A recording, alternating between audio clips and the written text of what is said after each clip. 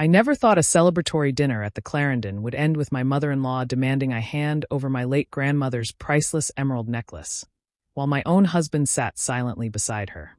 And I certainly never expected the look of pure shock on Eleanor Harrington's face when my personal security team materialized at our table just 90 seconds after I pressed the hidden button on my bracelet. Please stay with me as I tell you my story. This moment shattered 3 years of careful manipulation and became the catalyst that transformed me from a compliant wife into the CEO who would reclaim my family's legacy. The Harringtons chose the Clarendon for Wallace's birthday dinner. The chandeliers glowed, violins played softly in the corner, and the waitstaff moved like ghosts through the room. Everything about the setting screamed old-money Philadelphia elegance. I tried to fit into that polished picture, smiling politely, sipping my wine, and wearing my grandmother Isabella's emerald necklace, a piece that meant far more to me than any of them could understand. Halfway through the meal, Eleanor leaned forward with her signature smile, the kind that was supposed to pass for kindness but always carried a hidden blade. She touched her pearls lightly and said, "Darling, that necklace is far too valuable for such a casual dinner. It really should be safeguarded in the Harrington family vault. We wouldn't want something so important to be misplaced." Her words were coated in honey, but her eyes left no doubt. This wasn't a suggestion. I looked to Preston, praying for even a hint of support, but he gave a small shrug and chuckled. "Chloe, it's just jewelry. Mom's right. Better safe than sorry. Don't make this a big deal." In that instant, every ounce of hope I had for him vanished. He wasn't protecting me. He wasn't even neutral. He was part of the plan. It hit me all at once. This wasn't about an heirloom necklace. It was the last move in a campaign that had been unfolding since the day I married Preston. Slowly, carefully, they had been stripping me of control over Vasquez Imports, the company my grandmother built with her bare hands. First, they told me to step back from day-to-day work so I could focus on being a wife. Then, decisions started happening without me. Now, they wanted the necklace, the last visible piece of my grandmother's legacy. Eleanor's voice sharpened. The fake sweetness evaporated. "I'm not asking, Chloe. That necklace belongs in our vault, where it will be safe. Hand it over." I felt my pulse racing, but instead of panic, clarity washed over me. This was the line. Quietly, under the white linen tablecloth, I pressed the small button on my bracelet. A simple habit from my CEO days, a panic alert linked directly to my security team. I never dreamed I would use it in the middle of a family dinner. Seconds later, the grand doors of the dining room opened. Marcus Thorne, my head of security, walked in with 2 associates, each dressed in tailored black suits. Their entrance was calm, measured, but their presence shifted the entire room. Marcus looked at me, not Eleanor, and asked, "What would you like us to do, Miss Sterling?" Silence fell over the table. Wallace's fork clattered against his plate. Eleanor's mouth opened, then closed, her composure cracking. Preston's face turned crimson, torn between outrage and disbelief. I pushed my chair back slowly, letting the legs scrape against the polished floor. Standing tall, I looked straight at Eleanor. "I won't be handing over anything tonight." Then I turned to Marcus. "Let's go." The 3 men flanked me as we walked through the dining room, past tables of curious diners who could sense the tension in the air. I didn't look back. The Harringtons sat frozen, stunned that their carefully spun web had finally snapped. That night at the Clarendon, I set the first boundary. They thought they could erase me quietly, but they underestimated the woman Isabella Vasquez raised. And as I walked out with my security team, emeralds shining against my collarbone, I knew the war had only just begun. When I left the Harringtons at that dinner table, I didn't go back to their house. Instead, I told Marcus to take me straight to Vasquez Imports. The city lights blurred past the car windows, and for the first time in years, I felt like I was heading somewhere that belonged to me. I couldn't shake the thought of how easily I had allowed them to edge me out. It hadn't happened overnight. It started with small suggestions from Preston and Eleanor, telling me I should focus on charity work, or that I had more important duties as Preston's wife. At first, I told myself it was temporary, that stepping back a little wouldn't hurt. But each step back became another door closing until I was standing outside of the company my grandmother built, watching others make choices in my place. When we pulled up to the building, the sight of it struck me. The glass tower still carried the Vasquez name, but it didn't feel the same. I walked into my office, and even though some of my grandmother's books and photographs were still there, the room felt colder, almost foreign, like someone else had been using it in my absence. Marcus stood near the door, his presence steady, while I sat down at the desk that once felt like the center of my world. My grandmother had been careful. She always believed in protecting what she built. Years ago, she installed a secure system that only I could access, requiring my fingerprint and retina scan. I hadn't used it in months, but tonight I did. As soon as the screen lit up, I felt a strange mix of fear and determination. The files I opened showed me more than I ever imagined. My signature appeared on documents I had never seen before. Whole contracts had been signed in my name, redirecting shipments, adjusting prices, and cutting ties with longtime partners. Emails that should have come to me had been rerouted to Preston. Meeting minutes showed me attending sessions I was never even told about. It was like I had been erased, my name used only as a cover while they pulled the strings. The deeper I looked, the clearer it became. Preston and Wallace hadn't just been pushing me aside. They were bleeding the company into Harrington businesses. Deals were made that gave the Harringtons the advantage while Vasquez Imports took the loss. This wasn't negligence. It was deliberate. They weren't only trying to silence me. They were using everything my grandmother created to cover their own tracks. For a moment, I couldn't breathe. It wasn't just betrayal from a husband. It was a scam planned with precision. I realized I had been treated not as a partner, but as an obstacle. Everything I had thought was shared in my marriage was just a means to gain control. My phone buzzed again and again. Preston's name flashed across the screen. At first, his voice was soft, pretending to worry, telling me to come home. When I didn't agree, his tone changed, sharp and angry. He said the family was waiting, that I owed them an apology for embarrassing them at dinner. His words made my decision easier. I told him I wasn't coming back, that I knew what he and his family had done, and that my lawyers would handle it. Before he could shout another word, I ended the call. I turned to Marcus and asked him to arrange a hotel suite for the night. I couldn't risk stepping foot in that house again. Sitting there in my office, staring at years of lies hidden in plain sight, I understood something clearly for the first time. This wasn't just about protecting my grandmother's company anymore. It was about reclaiming myself. The Harringtons thought they had broken me, but they had no idea what I was about to become. That night marked the beginning of a fight I knew I was ready for. The hotel room was quiet, the kind of silence that made every thought louder. I sat on the edge of the bed with my laptop open, my hands steady as I typed the codes only my grandmother had shared with me. The screen flickered, and then her private digital vault appeared. It was a space I had almost forgotten existed, something she had set up years ago but told me to only open when I felt completely lost. Tonight was that moment. The first file I opened was a letter. My grandmother's words appeared on the screen, and for a moment, it felt like she was sitting beside me again. She wrote that she had always worried about the Harringtons. To them, I wasn't a wife or a partner. I was a key, a way to access everything Isabella Vasquez had built. She told me not to let anyone dull my light, not to forget who I was or where I came from. Reading her words filled me with both warmth and sorrow. She had seen what I had refused to acknowledge. Another file carried a name that caught my breath, Project Guardian. It was her plan in case the family ever tried to trap me. To my surprise, Marcus was part of it from the beginning. He hadn't just been a bodyguard. He had been chosen by my grandmother as someone she trusted to protect not only me, but also the company. Encrypted logs appeared next, files Marcus had been quietly keeping for years. Every suggestion Eleanor made, every moment Preston pushed me out of my role, had been recorded. My grandmother had anticipated everything, and Marcus had made sure her plan lived on. Scrolling further, I opened financial documents that left me stunned. For years, Preston had shown me reports painting Vasquez Imports as weak, struggling, and in need of support. But the truth was the complete opposite. The company was thriving, contracts were strong, revenue was steady, and its global reputation was unshaken. The false reports were designed to make me doubt myself, and to make a takeover look like a rescue. It wasn't neglect on my part, it was a deliberate illusion. I pressed a hand over my face, and tears came, not out of defeat, but because I felt my grandmother's love reaching me even now. She had left me tools, guidance, and the strength I had forgotten I carried. I wasn't blind because I was weak. I had been blind because I wanted to believe love meant loyalty. She had known better. The emerald necklace lay on the nightstand beside me. I picked it up and held it tightly. It wasn't just a beautiful stone. It was a reminder of a woman who had built everything with grit, vision, and endless determination.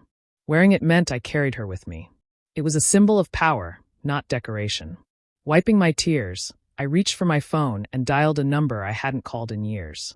Evelyn Reed answered, her voice as sharp as I remembered. She had always distrusted the Harringtons, and my grandmother had trusted her completely. I didn't waste words. I told her it was time, that Project Guardian had to move forward. There was a pause, and then Evelyn said she would assemble her team immediately. I could hear the certainty in her voice. For the first time in months, I felt steady. I ended the call and looked around the quiet hotel room. Everything was about to change. I whispered the words aloud as if my grandmother could hear me. I want my company back. And this time I meant every syllable. The next morning, I sat in the hotel suite waiting for Evelyn Reed. When she walked in, she didn't come alone. Behind her was a group of sharp-looking lawyers and forensic accountants carrying files and laptops. They got straight to work, and within hours, papers were being prepared and signed. That same day, Preston and the Harringtons were served with a temporary restraining order. It blocked them from touching Vasquez Imports accounts or systems. Their sudden grip on the company had been cut off in one swift strike. The Harringtons, of course, didn't stay silent. They came back quickly with their own attack. Their lawyers filed a motion claiming I was unfit to run the business. They painted me as unstable, pointing to what happened at the dinner as proof. They said calling security on family was a sign that I was paranoid, even dangerous. Eleanor's spin made me out to be a woman losing control, and they wanted Preston appointed as conservator over my assets. To make their case stronger, they brought in a psychiatrist who often worked with families like theirs. He was ready to write whatever supported their claim. That stress had clouded my judgment, that I wasn't in the right frame of mind to handle responsibility. It was a carefully staged performance meant to make me look incapable. Evelyn was always 2 steps ahead. She arranged for me to meet a respected specialist, someone known for being fair and thorough. I sat through hours of testing, answering every question with clarity. When the evaluation was done, the results showed exactly what we already knew. I was fully competent. There was nothing wrong with me except that I refused to be controlled. Armed with this, Evelyn and her team marched into court. We laid out the evidence. Signatures faked on contracts, hidden emails, secret decisions made without my knowledge. Marcus's detailed records showed a pattern of manipulation that was impossible to ignore. Every page told a story of deception and greed. The judge listened carefully, and after reviewing everything, he denied the Harringtons' request. Their motion to have me declared unfit was dismissed, and I retained full control of Vasquez Imports while the investigation continued. It was a victory, but I knew it was only the first round. That evening, as I tried to breathe easier for the first time in days, Preston appeared at the hotel. He showed up with flowers in hand and a smile I had once fallen for. He spoke softly, telling me we could forget everything if I just came home. He promised it could be like before, that all of this fighting was unnecessary. It was the same tactic he always used, sweet words after betrayal. But this time I saw him clearly. I told him the truth he never wanted to hear, that our marriage had been nothing more than a transaction to him, a way to gain what my grandmother left me. I told him the deal was over, and there was no turning back. His face hardened, the charm slipping away, but I didn't flinch. I called Marcus, and within minutes, Preston was escorted out of the building. The sight of him leaving didn't bring joy, only certainty. The legal ground was secure, but I knew Eleanor and her family would not stop there. They had money, influence, and pride on the line. Winning in court was just one battle. The next would be fought in places where whispers, appearances, and reputations mattered. And I was ready. The Harringtons did not take their defeat in court quietly. Eleanor turned to the one arena where she always held influence, society. Through whispers at luncheons, charity events, and private gatherings, she painted Chloe as unstable and ungrateful. People who once smiled warmly at Chloe now avoided her gaze, their opinions shaped by Eleanor's carefully planted words. Soon, invitations that once came weekly stopped arriving, and calls from old acquaintances went unanswered. The doors of Philadelphia's elite circles were shutting on her, just as Eleanor had planned. Preston played his part with ease. He appeared at galas on Eleanor's arm, always charming and polished, photographed beside a well-bred socialite who fit the Harrington image. Their closeness was splashed across society pages, fueling speculation that Chloe had already been replaced. For a moment, the weight of it all pressed hard on Chloe. The silence from people she once trusted, and the staged smiles of her husband cut deep. This isolation was exactly the trap they had set for her, to make her believe she had no life outside their approval. But Chloe refused to bend. Instead of mourning the loss of hollow friendships, she looked inward and remembered who she was before the Harringtons tried to mold her. She reached out to the global partners her grandmother had nurtured for decades, people who respected Isabella Vasquez's vision. At Vasquez Imports headquarters, she welcomed them personally, showing not only the company's stability, but also its growth potential under her guidance. The energy in the room reminded her of the strength she had forgotten she carried. Her next move was bold. She sat down with a respected business journal and spoke openly about the struggles women faced in leadership, especially when married into powerful families that expected them to shrink. Without mentioning the Harringtons directly, her words painted a picture that resonated with entrepreneurs and executives worldwide. The article gained traction quickly, reframing her in the public eye, not as a social exile, but as a woman fighting for her rightful place. Slowly, the gossip began to lose power. People started to see two sides of the story: the Harringtons' polished but shallow narrative, and Chloe's honest account of resilience. Business leaders reached out with support, while social elites whispered with uncertainty about which version of events to believe. Chloe realized she did not need their approval. She was no longer willing to beg for a seat at a table that had been designed to diminish her. Instead, she chose her own ground. Chloe began shaping a new vision for Vasquez Imports, one rooted in her grandmother's values and her own heritage. Where Eleanor had once urged her to suppress her Mexican identity for the sake of fitting in, Chloe now embraced it. She commissioned projects that highlighted authentic culture, expanded partnerships with Latin American artisans, and celebrated the story of Isabella's journey from nothing to building an empire. The Harringtons had tried to exile her socially, but Chloe discovered freedom in rejection. She no longer needed their acceptance because she was building a world that was hers alone, one stronger, truer, and untouchable by their schemes. With full access to my company's records, I asked Evelyn's team to go through everything with a fine-tooth comb. What they uncovered shook me to my core. The Harrington Empire, which always paraded itself as unshakable, was rotting from the inside. Wallace's main company had been bleeding for years because of reckless investments. Their interest in Vasquez Imports was never about growth. It was about survival. They needed my grandmother's company to rescue them from collapse. I felt sick realizing the truth. For years, they'd played me with smiles, lectures, and false concern, when all along I had been their target. My role as a Harrington wife had been nothing more than a cover for their desperation. They hadn't wanted me at their table. They wanted what was mine. But the deeper we dug, the more painful it became. The accountants showed me how Preston had been siphoning small sums from Vasquez for years. Designer clothes, luxury trips, the perfect image of a successful man, all funded by money he quietly stole. He must have thought he could bury it once he had full control. Seeing the proof made my stomach twist. Our marriage had been a performance, and I had been financing the stage.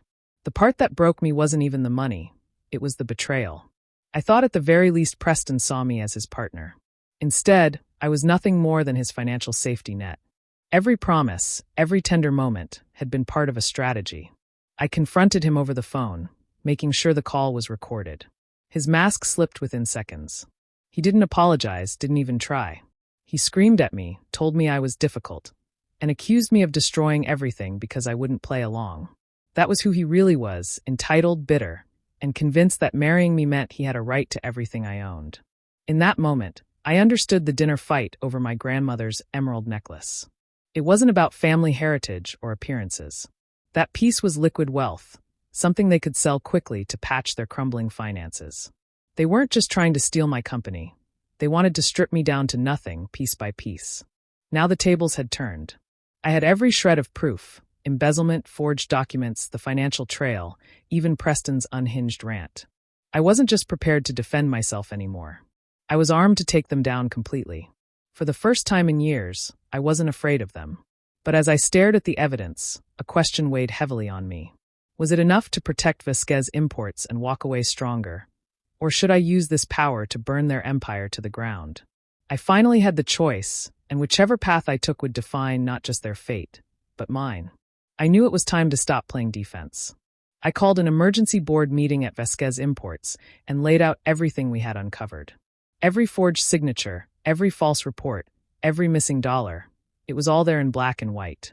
The room went silent as I explained how Preston and his family had used me and my company to try to cover up their own failures. Even the Harrington allies on the board couldn't deny the truth staring them in the face. I put forward a motion to cut all ties with Harrington Holdings and their subsidiaries. I made it clear that Vasquez Imports would not just distance itself, but also seek damages for the money Preston had stolen and the losses caused by their schemes. When the votes were cast, the motion passed. In that moment, the Harringtons were officially locked out of my company. Their access was gone, and the lawsuits waiting for them were heavy enough to shake the foundation of everything they owned. But I didn't stop there. While they scrambled to figure out their next move, I quietly used Vasquez Imports' resources to buy up large portions of Harrington Holdings' debt on the secondary market. Piece by piece, I became one of Wallace Harrington's biggest creditors. He had once lectured me about duty and family pride, but now he was at my mercy. I arranged a meeting and laid out his options. Either he accepted a structured settlement, which meant selling off prized possessions, the family estate, their art, their assets, or he could refuse and face a public bankruptcy that would shatter the Harrington name forever. Wallace tried to posture, tried to remind me who they were, but the numbers spoke louder than his pride. He had no choice but to surrender. The dynamic had shifted completely. The man who once treated me as insignificant now had to bow to me. The Harrington estate that had always been dangled over my head was on the chopping block, their art collection reduced to auction items. It wasn't revenge in the form of shouting or humiliation. It was precise, quiet justice. Preston didn't escape the fallout either. His own family turned on him, cutting him off financially. To them, he was the failure who let their plan collapse, the man who couldn't even manage his wife. For someone who lived off their wealth and validation, the sudden emptiness around him must have been unbearable. Later that evening, I stood in my office as the news ran a story about the Harringtons' strategic asset realignment. The anchors used careful words, but I knew the truth behind them, collapse disguised as restructuring. I didn't smile, and I didn't celebrate. There was no joy in watching them fall, only the steady weight of justice finally catching up. For the first time, I wasn't looking at life through the lens of survival. I was standing on my own, holding the power they once tried to steal, and I wasn't giving it back. Eleanor didn't disappear quietly the way the others had. She demanded a meeting, as if her name alone still carried weight. I agreed, but on my terms. She came to Vasquez Imports, stepping into my space with the same arrogance she had always carried, expecting the room to bend for her. Marcus stood nearby, a silent reminder that this was no longer her stage.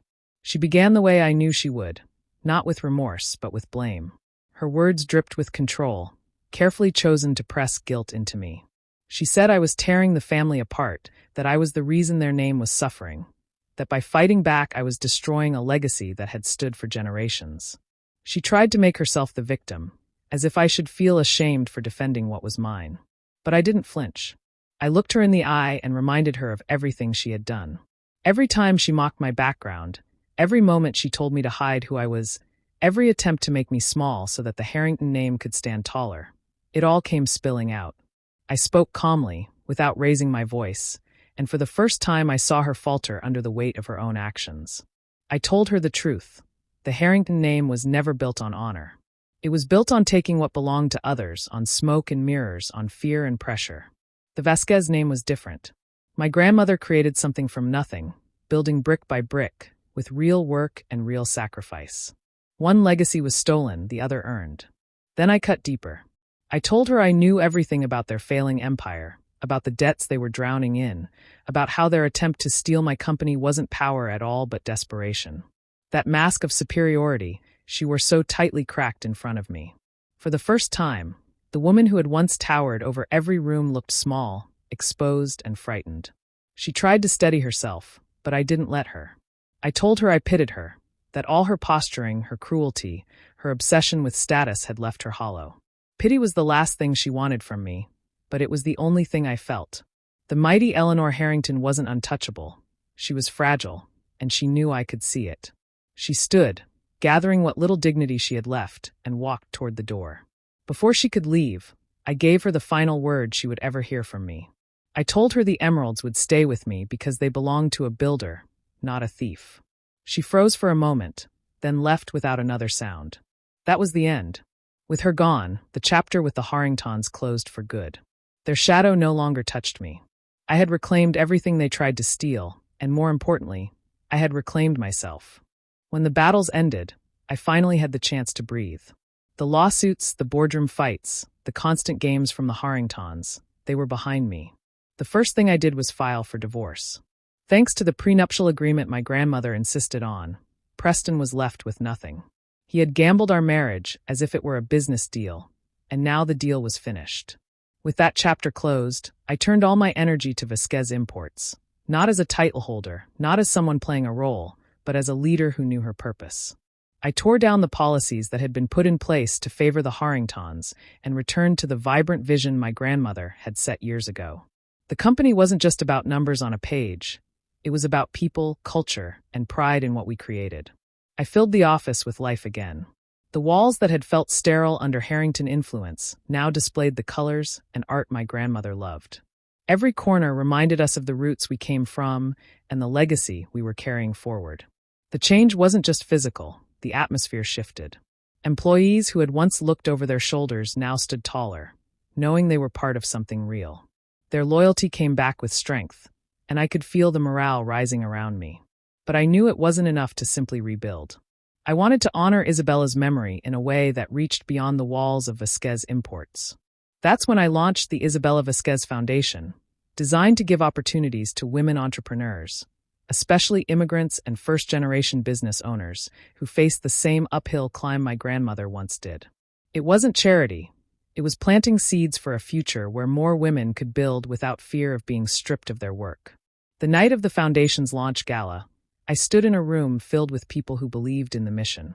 I wore my grandmother's emerald necklace, not as a jewel to flaunt, but as a symbol of strength, resilience, and everything that could not be taken from me. For the first time in years, I wasn't surrounded by those who judged my worth by my last name. I was embraced by people who valued my vision, my courage, and my determination to create something lasting. As I looked around that room, I knew I had become the woman my grandmother always believed I could be. I had walked through betrayal, humiliation, and heartbreak, and I had come out stronger. I carried her spirit with me, not as a memory, but as a living force in every decision I made. I also made peace with my past. My marriage had been painful, but it taught me the most important lesson of all. My boundaries were mine to protect, and my worth was never tied to anyone else's approval. I was no longer Chloe the victim. I was no longer Chloe the Harrington wife. I was Chloe Sterling, CEO of Vasquez Imports, and I was finally free. A year passed, and my world looked completely different. Vasquez Imports had not only survived but flourished. We broke into new markets, and instead of hiding behind someone else's name, we leaned on the truth of our story: immigrant roots, hard work, and resilience. That honesty became our strength, and people trusted us more than ever. Every so often, I heard whispers about the Harringtons. Their mansion, once a symbol of power, had been sold. They were living in a much smaller place, stripped of the image they had clung to for so long. Wallace's empire was nothing more than a shell now, struggling to stay relevant. Preston, who once bragged about his name opening every door, was working an ordinary job where nobody cared who he was. The elite circles he worshipped had forgotten him. As for Eleanor, she was almost invisible. Her pride couldn't handle the shame, so she stayed out of sight. Meanwhile, I found new ways to use my voice. My alma mater invited me back to speak, and I stood on that stage telling my story. Not bitter, not angry, but honest. I talked about holding on to identity, about the importance of independence, and about not letting anyone rewrite your worth. Afterward, a young woman came up to me. Her hands trembled as she said, "It's like you were telling my story. My boyfriend's family makes me feel the same way. Hearing you gave me courage. I know what I need to do now." Her words struck me more deeply than any victory in court. That was the moment I realized my journey wasn't just about justice for me. It was about lighting a path for others. Almost unconsciously, my hand touched my grandmother's emerald necklace. That small gesture always reminded me of her strength running through me. I looked out at the faces in the auditorium, and for the first time, I felt complete. The scars of the past were still there, but they no longer defined me. I finally understood. The greatest revenge isn't in tearing others down. It's in building a life so strong and true that those who tried to break you fade into the background. If you're in your own fight, remember this. Your worth is untouchable, your peace is priceless, and no one has the right to dim your light.